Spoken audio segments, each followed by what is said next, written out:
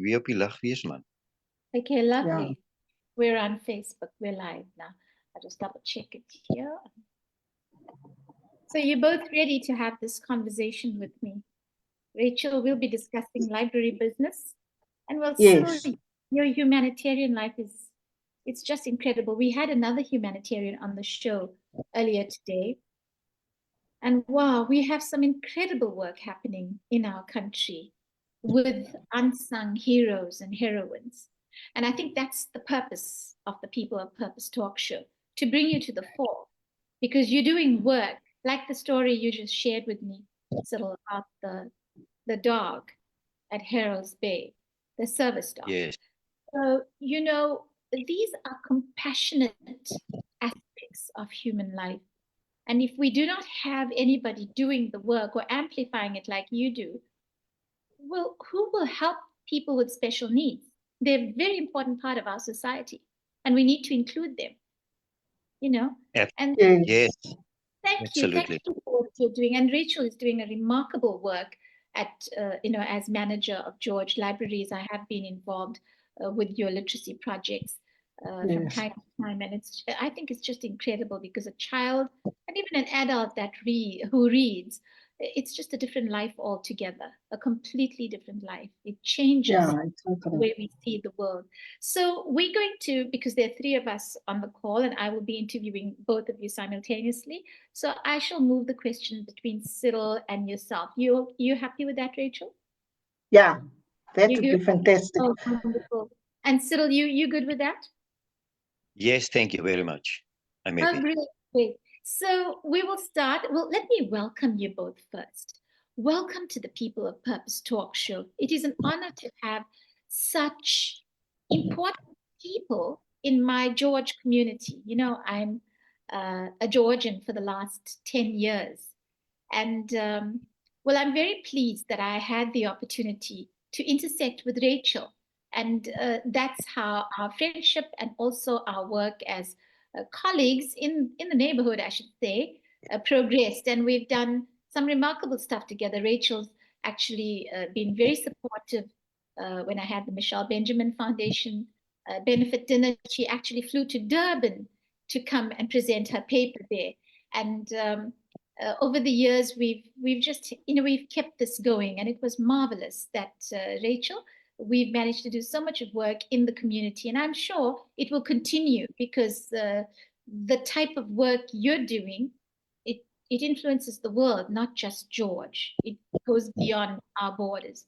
And Cyril, you bring to the table today the humanitarian aspect, which Rachel also has through her work in the library. And myself, well, Rachel is aware of my humanitarianism and how I use my career to just be a humanitarian first, because the world needs more help than anything else. And we can start in small ways. So, Cyril, by reading your biography, I was very touched with how you take us back to the simple aspects of life, the very simple aspects. It's you do very small things extremely greatly, and I'm touched by that, and I also think it's very impressive how you've brought your life to this place because of how caring you were as a young man. So we'll get back into that at the interview stage. And so I also want to welcome the Facebook audience, whoever's on the call right now, and just being a part of this through Facebook. I want to welcome them and say thank you for joining the People of Purpose talk show. We are honored to have you on board as well, and may you be blessed with the conversation that comes out of this particular show tonight. So let's dive into the question. Rachel, the first question for you. What have you been up to at George Libraries recently? There's been such a lot of things that happened at our library service, Michelle. We, for instance, have now during the month of September, we're busy with our plenary meetings for the Fundam Zansi Reading Championship, which will be held from the 23rd until the 27th of September this year. And then also, I was very fortunate enough to attend a conference at Makanda, previously known as Grahamstown, Yes. and it specifically focused on authors and publishers that wrote children's books. And that I will leave for later on because it's a very interesting a topic Yes. that really needs that our focused and special attention for it. Okay, wonderful. And so, Rachel, what actually led you to choose a career in the world of books and specifically libraries? It is actually my deep love and sincere love for people. I can specifically think of one occurrence in my life Mm-hmm. where actually, when I worked at Parkside Library in East London, we what happened there? There were children that stayed on like a squatter camp near a tip, Mm-hmm. and they came and they visited the library. They made use of the library, and one of the children actually became an avid reader. Wow. 10 years down the line, I met this beautiful young lady. She opened the door. She was driving a Mercedes Benz, a C class, and she opened the door and she greeted me. And I looked at her and I said, hello. And she Mm-hmm. asked me, do you remember me? And I said, no. And she said, I am Amanda. And I said, Amanda, from where? She Mm-hmm. said, Amanda from Second Creek Squatter Camp, the one that you always welcomed in Parkside Library. You were the one that always said to us, keep on reading. And that, I was so filled with appreciation. I Wow. couldn't believe it. So ever since that day, whenever I go to work, I'm just saying I'm doing this for the person out there, the person that doesn't have the opportunity Yes. to come to a safe space, a Yes. safe haven, Yes. for the person in the crowded, the overcrowded home, Yes. the shack that's a shack dweller. Yes. We have Yes. another a person like that. Her name is Sharon Eland Uh-huh. Lewis. She is Uh-huh. deaf. She's homeless. For Uh-huh. many nights, she was in a night shelter. Oh, Last week, we were privileged enough to launch her first book, and wow. yeah, and she was so grateful because we were with her all the way until the book was published. So that type of experiences, really makes it worthwhile for me Yes. to carry on as a librarian and to see Mm-hmm. how I can go about in helping and assisting people in whichever manner I possibly can. Wonderful, wonderful, Rachel. That is humanitarianism on its own, teaching people how to read, changing their lives, and also um, the way these people remember you years later. They're children when you reach them, and then they're grown and they remember you. Marvelous. That's very touching, and I'm sure it has given you a fulfilled life through the years. Definitely. There's also numerous other things, Michelle, like Mm-hmm. the different topics and subjects that you are exposed to as a librarian, Mm-hmm. different communities that you serve, different cultures, the Yes. diversity, the constant monitoring of information and Mm-hmm. information processes, as well as our involvement and appreciation Mm-hmm. for the arts, whether it is photographic, Mm-hmm. poetic, Mm-hmm. maybe digital, Mm-hmm. vocal, or whichever format it comes in. Yes. That's good to know, Rachel. And I know that, through our own intersection, I've seen your support of the arts, the way you follow my work, my writing, and even my visual art. And in terms of performing art, anything happening at the library regarding that? At the moment, we are actually working very closely with the Department of Arts and Culture. Mm-hmm. So we actually there's an integration of the different art forms that we've got. Mm-hmm. Like for instance, when you look at what is the lady now? Her name is Townsend. Her surname is Townsend. I was Mm-hmm. fortunate enough. She is the one of the teachers that teaches ballet. Oh, Um, okay. yeah, right here in George, and she's a regular user of our library. And strange enough, that when she visited our library, she actually asked to see me. And then she said, there's a book here in the library Mm-hmm. that I'm really interested in. Um, I know the theme of the book had to do with the Mountbattens, and only to find out that her whole family is actually from England. So now they're busy researching their whole family history, and we will be privileged enough one of these days to see how this ballet, the ballet school that she is involved in, that she started with here in George, how that will actually link up with her family history and the history of the school that we've got here.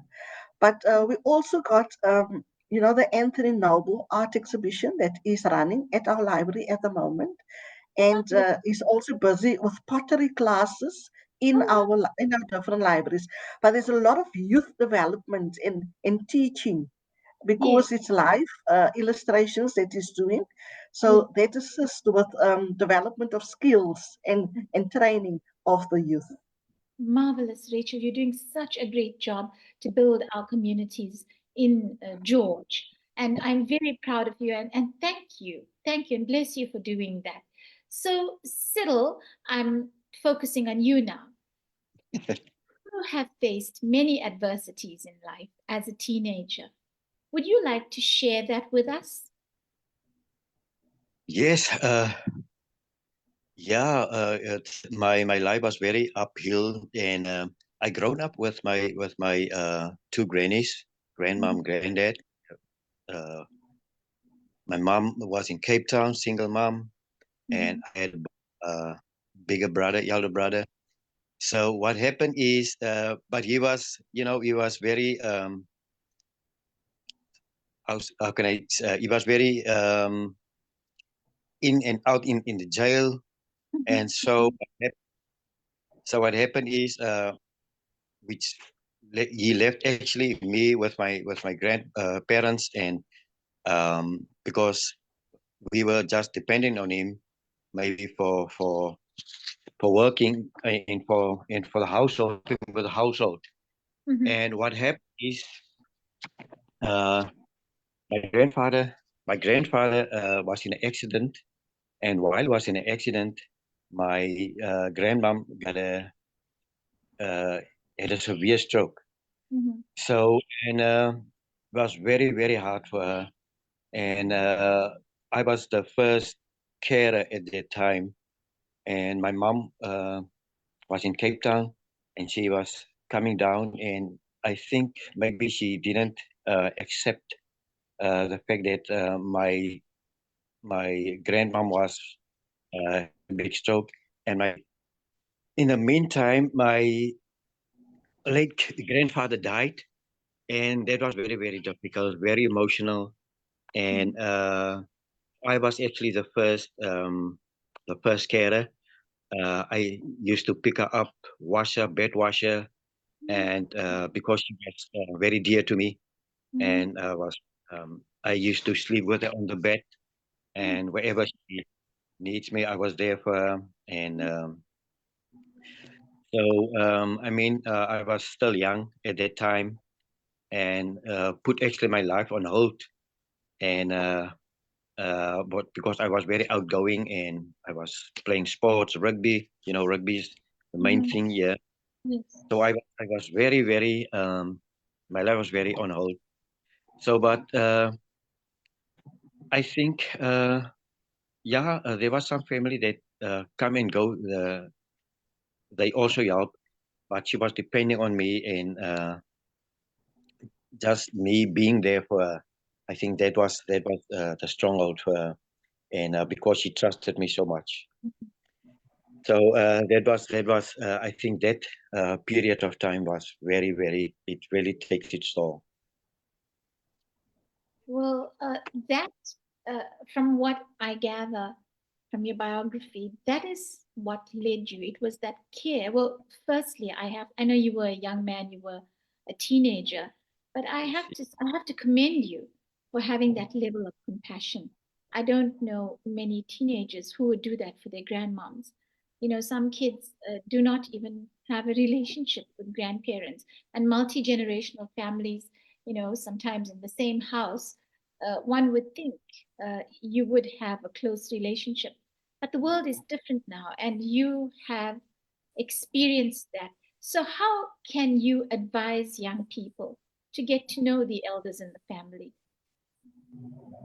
I think what I normally do with my grandmother, then I read some books and Mhm, tell jokes just to make her a little bit happy and easier.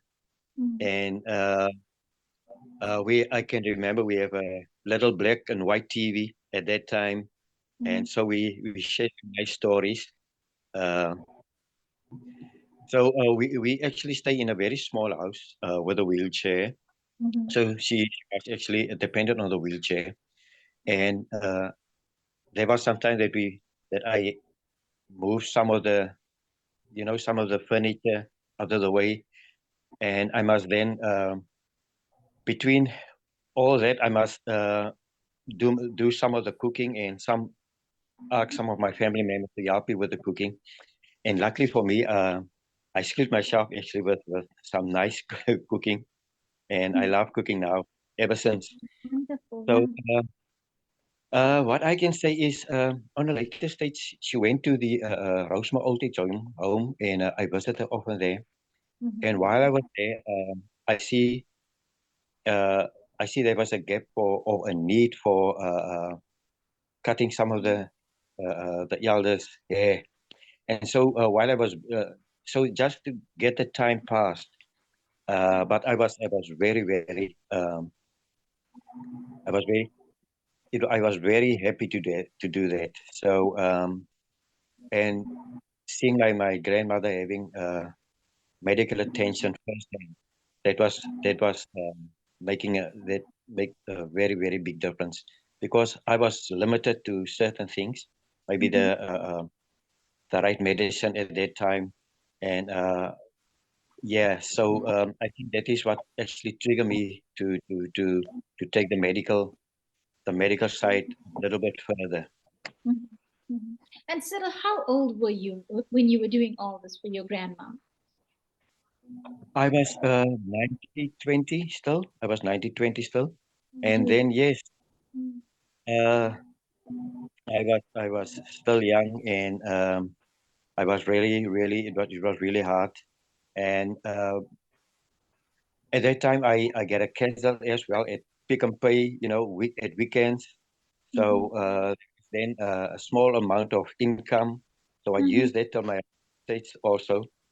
So and yeah, it was quite a tough time at that time. It was a difficult time for you. And then, of course, Yeah. dealing with grandma who had a stroke, that was also added pressure on your young life. So we'll come back to that part of the discussion. I just want to move to Rachel now about Rachel, uh, you have many accomplishments in your life. I mean, it hasn't changed who you are. You're still the same Rachel that I've always known, and you've presented papers around the world. You've presented papers extensively here in South Africa. So, uh, what's the recent development regarding this? Would you like to start? I was fortunate enough, Michelle, Mm-hmm. to deliver different papers. Like just for example, I Mm-hmm. delivered a paper for the Stroke Society in 2005, Mm-hmm. and then also I delivered a paper to numerous conferences like Liasa, Mm-hmm. SAMA, and the South African Society of Cultural History. Mm-hmm. And then, as I said, most recently, I had a paper that I delivered at the Amazwi Museum. And the topic of that paper was the use of storytelling as a recreational and educational tool Mm-hmm. at public libraries in George and surrounding areas. And in this paper, I specifically focused on storytelling as a tool to foster love, respect, and compassion towards others. And one person that personifies all these values is local author and humanitarian, guess who? Michelle Benjamin. Thank you, Rachel. Why did I choose Michelle Benjamin? Well, as a major advocate for the Rhino cause and the author of the book, It's My Horn, animal welfare and cruelty came under the spotlight in this children's book. And this book shows how children can be carried into a world of wonder and splendor as well as beauty, a world of care and consideration, a world which also addressed vital conservation aspects and needs. Now, this actually increased community cohesion and it promoted a positive change in individuals and whole communities. So I was very privileged to have a whole discussion and presentation around your book, Michelle. Wonderful. Thank you so much. Rachel, I'm humbled and I'm deeply honored that you did that. And it's just amazing. Thank you very much. Thank you for doing it for me as a children's author and also for the cause, the Rhino cause. Thank you very much. And I do appreciate that because I have the deepest respect and honor for your work because I've known uh, that you are always, and you have always been a very astute, very intelligent person in our community, and also a very compassionate one at that. So thank you. Well done too. Congratulations on delivering that paper. That's so. We should give her a hand for doing that. That's marvelous. That's marvelous, Rachel. Yeah, that was fantastic, and you took me by surprise there too. So thank you very, very much. And And thank you. I just want to say thank you also, Michelle, for allowing me the use of the cover, of your publication, because well, I had to you're use welcome. It it was for a in good my cause. presentation. So there you go. It was for a very good cause. Thank you very much. Thank you. You must share that paper with me. I'd love to read it. I And will. well, you have discussed some of the library programs. Are there any new literacy programs being rolled out at George Libraries? Yes.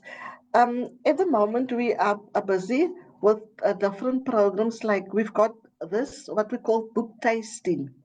So, say for instance, we are reading a story to children, Yes. and the book is dealing, maybe there's a piece of chocolate in it, then they can taste the Oh, chocolate.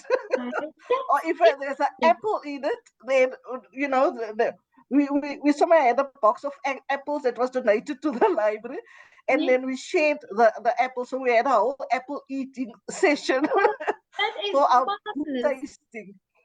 Marvelous, marvelous. And So you must keep me informed. So when you're doing it again, whatever you have on the menu for that day, just let me know. Perhaps like cupcakes or something, so I can send some cupcakes to you. that would be so nice. Thanks a lot, Michelle. That is And then wonderful. yeah, and then we also had we've got our story hour, which you are familiar with. Yes. So yeah, so we just carry on with that, And then we are very, very busy with our spelling bee. We try to teach children, as many children as possible, to spell, because we found out that when people are making use of WhatsApp messaging, they just use different shortcuts when they send the message to another person. So now Yes. children can't actually spell. And Spell, that yes. is a huge problem, especially if you take into account that only 14% of the South African population are actually avid readers. And only 14% can read and with Wow. meaning. Yeah. Uh-huh. So now Wow. we take, So yeah, that's small steps. wow. That's very interesting. I didn't know that. And so that means we are of a privileged lot of people that we can read Yes. with Yeah. understanding. With Wow. understanding. Yeah. Wow. Yeah. So there's this whole campaign that we're busy with Mhm. as I already mentioned, the Funam Zansi reading competition, where Mhm. children are actually given the opportunity, or youngsters, to be exposed to a particular a book. But now it's different languages, all the South African languages that we are focusing on. Mhm. So whether you speak Sepedi or isiXhosa or isiZulu or Mhm. whichever language it is, Afrikaans or English, you will be able to be exposed to a book and do a book review during the competition. And Oh, then we also link up with like-minded organizations mhm. like the Michelle Benjamin Foundation, Mhm. Nali Bali, the Arte Cafe that we heavily involved with. So, and then also our library week that we've got, our literacy days, World Read Aloud Day, our World Book Day, and then National Book Week that is also coming up now in September. So there's so many things to look forward to. Wonderful. Well, during COVID, because it was really difficult during COVID for foundations to stay in a good place. So we helped as many people as we could, and we stayed around for about a year or two, and then funds just, it was difficult. So what we did was we deregistered the foundation, and we have the People of Purpose talk show. It's a very good humanitarian organization. We're trying to grow it to something else, but this is how we're doing humanitarian work now. We bring you in to tell your stories, and we're growing it from there. So this we can help you from this perspective with the children, and also Michelle Benjamin, digital artist, that's still going. So when you reach out, we will help from that perspective. Thank you so much. So Thank we you will so much. we will always be partnered with George Libraries, because we I love the work you do. So Rachel, now I'm going to move the questioning to Cyril. Cyril, you were retrenched as a young man, but you never gave up and you kept on pursuing your purpose. Would you like to talk about that and also bring us to where you are today, the work that you're doing today, from the day you got retrenched, how your life changed? Thank Yes, yes.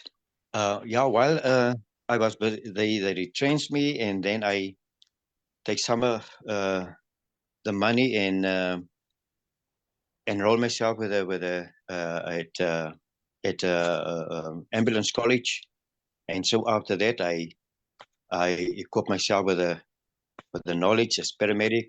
And after that, but I was volunteering at the Metro radio, Metro, the Metro, our local ambulance station. you. And while I was waiting for a post, there was an advert at Carpedium School. So I just thought maybe I must go and just check it out.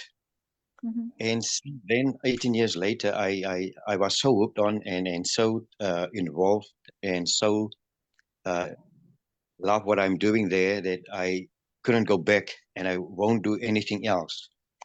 So, but by the time I was busy with my granny, was caring with her, I I also use that experience and volunteer at some of the at our local Bethesda um, hospital. It's more like frail care, or just another wing of the hospital. So I volunteered there with under Dr. Andali Low, and I got my own ward. She gave me my own ward, so I was there and take care of the pressure sores and pressure wounds. And and what I actually learned also is that due to the fact that we living in a small environment in a house and there was no more space, I create uh, a company, Garden Route Access, so so that people can explore the accessibility for people with wheelchairs, but not for wheelchairs, also for universal access. So we're looking at at a very broader spectrum to the access for people with disabilities. So building some ramps, some ramps for wheelchairs, grab rails for the toilet, and um, so that was just in a couple of years while my granny was in the wheelchair, and obviously I was that was opportunity, and I saw there was a gap for accessibility for people with disabilities. So yes, uh, my purpose my purpose is also always to to give my dreams wings and just follow my dreams. And one of my dreams really comes true um, while I was creating that Garden Road Access. Now I have access to I'm a radio presenter focusing on disabilities, and also Rachel was one of my guests on the radio program. Uh, so we connect via the library and the accessibility for reading. And so I think we are busy with the audio library. And yes, we are yes, and we are involved with so many uh, um, things that involve people with disabilities. What? That Yes, is absolutely marvelous. Yes. Go on. yes. I think uh, the lack of we earlier talked about autistic learners with or people with with autistics. Um, so we also do talks with people of mothers with children with intellectual disability, because that is also something we don't normally see. Children with disabilities, uh, with with uh, with low function and intellectual function, and with even epilepsy as well. So I was involved with Neisner epilepsy and stroke survivors, people with stroke survivors, because some of the stroke survivors are they normally are hemiplegic. So hemi meaning half of the body is paralyzed. Yes. So yes, so that is where the access actually come into place. Uh, how to access building and buildings, Yes. which is not Yes. accessible access for people with disability. So I doing also auditing for people buildings with uh, where there's a need actually for uh, disabilities. So is this all part of what your company, Garden Route Access, does? So Cyril, uh, this company is very innovative because uh, would you say, I have to ask this, that George is fully, I'm not sure if compliant is the proper word, in terms of providing for disability people with disability in terms of accessing a building? I think some of the buildings are, yes, they are very equipped. They comply, and remember that we have 4 beaches that is green flag status uh, last year over the period of time. So we are very glad, we are very excited for that as well. But if you look at the bridge that connect Temple to the rest of Rosebud Cornwall. Yeah. You can see the slope of the pedestrians. There's some knobbles on that. It's almost like tiles, cement tiles.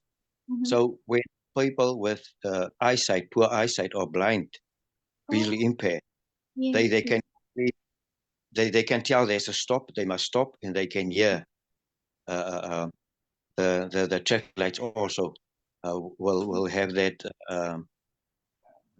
a noise that will remind them to stop. And that is one of the greatest things I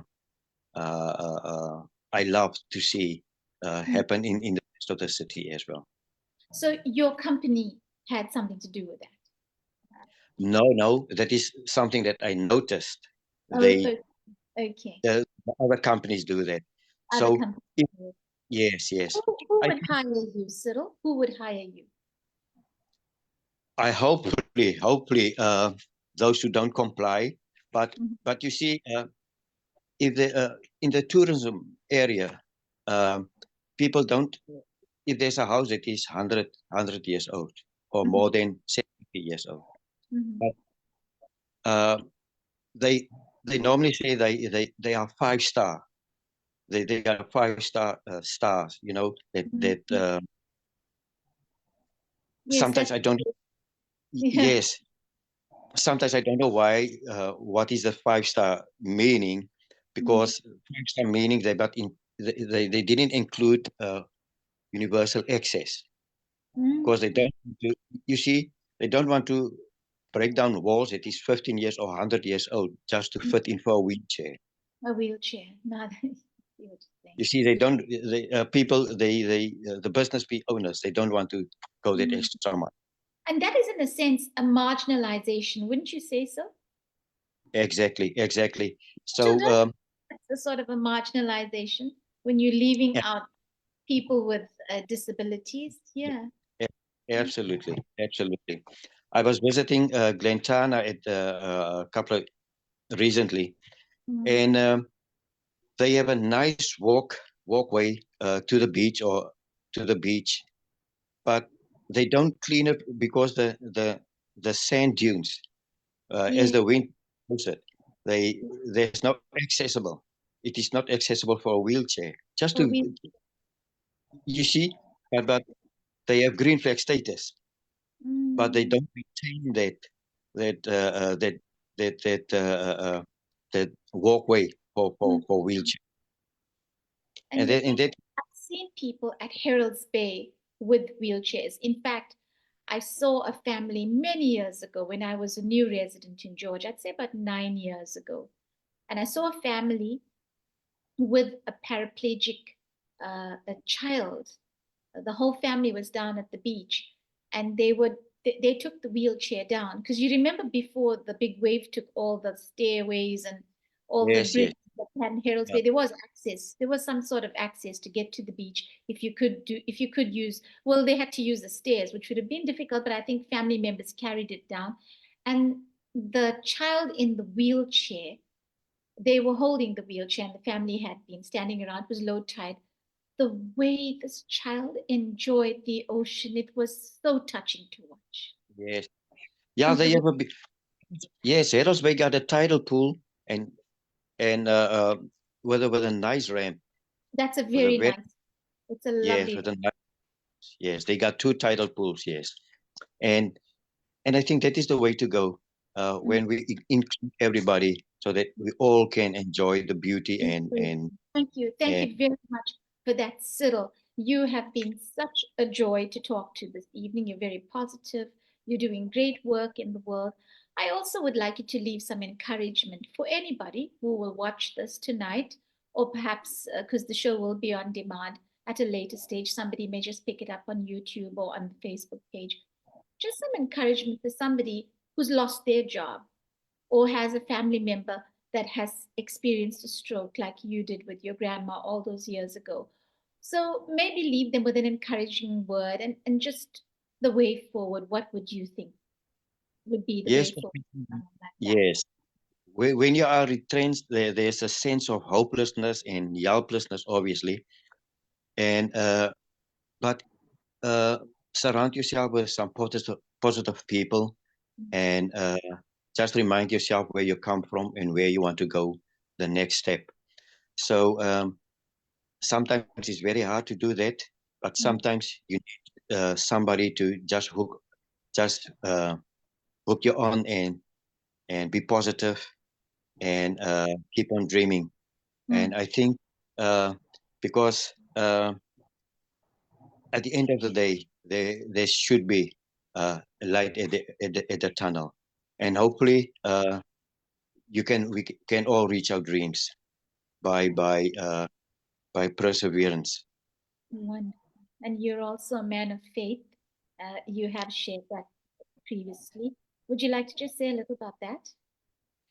Yeah, I'm proud to Catholic, and I'm uh, while I'm just a little bit of uh, we do also repairing wheelchairs, and then just give it away for churches, because some of the churches are not wheelchair friendly, and just for the elders to come and enjoy the Holy Mass, and all and also the just the normal services they tend to. Um, yeah, I try to be faithful to the alignments, and I'm married for 22 years now. We are in we do marriage aftercare, and talk to the youth, and try to example, and yeah, just to be there for the youth, and just encouragement, That is, because the you are building community, you're improving the society, and you're just doing great work in Georgia, and you're like an unsung hero. That's marvelous to know. Just as a matter of interest, we also, my husband and I, we just celebrated 25 years. So we're 3 years what, ahead of Cyril. 25 years of marriage. So we beat you by 3 years. So yeah, so it's congratulations for 22 years of marriage. That's marvelous. And you have three beautiful children who are also community minded, from what I read. The children are also involved, and they're well studied as well. So good on you. Good for doing that. Congratulations for having such a beautiful thank family. Congratulations on that. And it was an honor meeting you. And I'm sure we can do good work together. And I have very briefly met you in the past, and our paths crossed very briefly, but here we are. And look, if you need to advertise your business, I'm sure we can arrange something for you on the People of Purpose Talk Show Facebook page. We can run it for you anytime. So if you yeah, want to thank you. design, yeah, we'll do that as a humanitarian service to your business because of what you're doing. So whenever you need it, just give a shout out and I'll arrange for that to be done for you. Will do. Thank you very much. Thank you for And the opportunity, and thanks having me. you're welcome. And keep doing good work. You're doing great work. And I'm sure that God will continue to bless everything that you do. And so stay on the call. I just want to ask our dear friend Rachel um, the last question. So, Rachel, you're surrounded by all these books, and this has been for many years. So, I'm sure you too are an avid reader. And I'm just interested to know what genre of books inspire you. There's such a lot. It's so difficult to make a choice. I joined the library when I was 6 years old, and you start off with reading fairy tales like Cinderella, Mm, Little Red Riding Hood, Swan Princess, yeah, and all those nice fairy tales that you normally get through at a tender, young age. yeah. And then you move on, become a teenager, and then you start to read like series, different types of series. But I was at the Afrikaans school, so Mm-hmm. I read all the Afrikaans series that I could get my hands Okay, on, like right. the Saartjie reeks of Betty No Deer, the Trompie reeks of Topsy Promptly. Smith. So I just went from one series to the next one, and I just devoured each and every one of them. And then later on now, when you finish now with all the teenage books and you get your membership when you move over to the adult section, and then again you go into all the classics, and you read what is the one, the Hunchback of Notre Dame, and you read romances like Daniel Steele, or Yes, yes. courtroom dramas like John Grisham, your Jane Congress. Austen. So Yes. it's just a variety of Mm, books. But what I found, Michelle, is that I tend to, for the sake of the youngsters, because we do a lot of presentations these days, so mm, then we focus on books that discuss matters of courage, hope, kindness, forgiveness, mm, selflessness, those type of topics. I tend, to focus more on those type of material when mm, I go out and do my different presentation. And that is why I was one of my favorites now that I'm always now carrying in my case wherever I go is mm. your a copy of your book. It's my horn, because there's so much to learn Oh, from wow. that book. Thank you. The sharing, the sharing as the rhino goes out and is crying because his mother has been Oh, killed, and it's so there's lots of sadness, sincerity, but then that outcry for help. Please help me. Like, we need each other. So there's a yes. lot of things to learn when you especially focus on children's literature. I'm a qualified children's librarian, so that is why I tend You to go pay a deep. lot of Yeah. attention, Yes. yeah, and to read, and really being roped in to Mhm. children's literature. But Mm, also biographies. I love my biographies.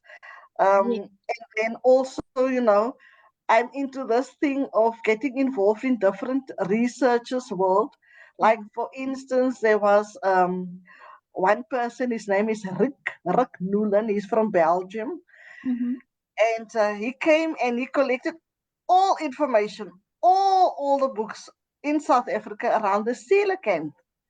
And Oh, that's how I got involved in coelacanth research. yes. And then I linked up with Rick, only to Mhm. find out there's a lot of what they call coelacanthologists in the world. It's people that are caught up and fascinated by this fish. So Yes. now there's a whole bibliography of this fish. And then I was invited to give a talk at the ASAP conference, which is an international conference with Yes. regards to the coelacanth bibliography. So people are pulling you from this end to the other one, and everyone wants to be to be part of their world. Yes. And Yes. that Yes. is what makes our field so interesting, because Yes. there's so many things that you learn. So me learning, I learn every single day. Me Oh, meeting wow. people, I meet people, different people every single Yes. day. So it's a really fascinating world that I Mm. find myself in. Well, wonderful, Rachel. You chose the right career. And you do it so Thanks. well with such grace and such dignity and the compassion. I mean, I've seen it firsthand. Please include me in the what do you call it? The concept of food and reading. What do you call it? Book tasting. A book tasting. I love it. I love it. Please let me know in advance. I would love to bake the kids some cupcakes. So, how many kids do you have at a time? It all depends, because we sometimes we visit creches, different creches, and sometimes we visit the pre-primary school. So it all depends on where we have the book tasting for that day. Okay, great. So you just tell me the Yeah. numbers. If it's too much, then I will have to reach out. But if I can bake them, I would. I mean, I don't bake cupcakes anymore because you need to have a lot of children to eat them. You know? 'Cause, my husband and I will eat them. That's not good for us. So, Rachel, please let me know when you're having book tasting, I and will what definitely do that. not necessarily cupcakes, whatever the food that you or the taste for that day would be. I'd love to be involved in that. I think it sounds very fun. And thank you both for coming on board. You gave up your Friday evening to share on this portal, and it's really a blessing. And you both were so good. Your life stories were beautifully shared. I think we will share it with the world from here. And you can both be assured that your stories will continue. That's what I say to people. You will live forever on our YouTube. So there's a legacy here already. So thank you very much, Cyril and Rachel. Cyril Thank you. Williams and Rachel Williams, you are both not related, as I discovered earlier in the evening. You're not related. It's just that Yeah. you have the same surname. Thank you both. You've been gracious guests, and thank you for making time to grace our People of Purpose talk show. So thank you from me, and thank you to the team that's behind this. Thank you from the team that's behind the scenes as well, because they all were engaging with you, and they said you were both very gracious in terms of how you engaged with them. So thank you. Thank you Thank very you very much. much, Michelle. A And you, privilege. and you both have a wonderful weekend. We'll stay in touch. Yes, Thanks, definitely. Michelle, Good night for and God sure. bless. Bye-bye. Bye. Bye-bye. Bye. Bye.